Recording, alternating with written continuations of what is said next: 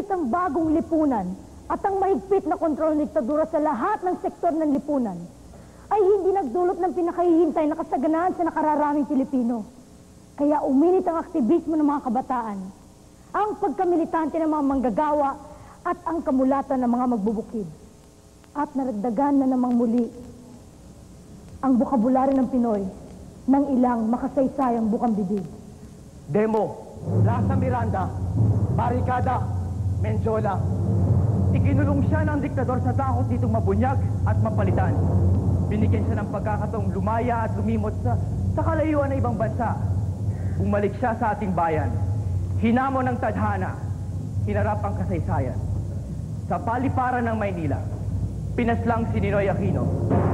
At di kaging-saginsay na mulaklak ang buong Maynila at pati ang mga lalawigan ng dilaw at ng pula. Ang mga malaapoy na kulay ng pagtutol ng bayan sa diktatura. Tila bawat demonstrador ay natauhan sa kanyang kalagayan. Tayo'y lumaban at nagkaisa.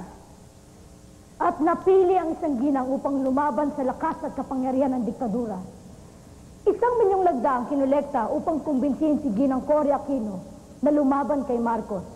At upang sabihin sa kanya ng sambayanang Pilipino, Hindi ka nag-iisa at hindi na napigilan ng hustisya ng kasaysayan ang pagwawagi ng katwiran, ang tagumpay ng bayan. Pebrero 1986.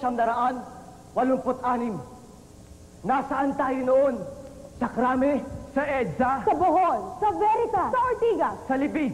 Sa tabi ng radyo? Sa Hong Kong? sa Hapon, sa Singapore, sa Saudi, Italia? Londres? Amerika? sa Nigeria, mga kapwa Pilipinong di kilala ngunit kay sandiwa sa harap ng tangke, sa mga kuko ng liwanag. Sa paanan ng bundok? Sa pinto ng kalayaan? Sa rurok ng ating pagka-Pilipino? Bayang nagkaisa, bayang lumaban, bayang lumaya!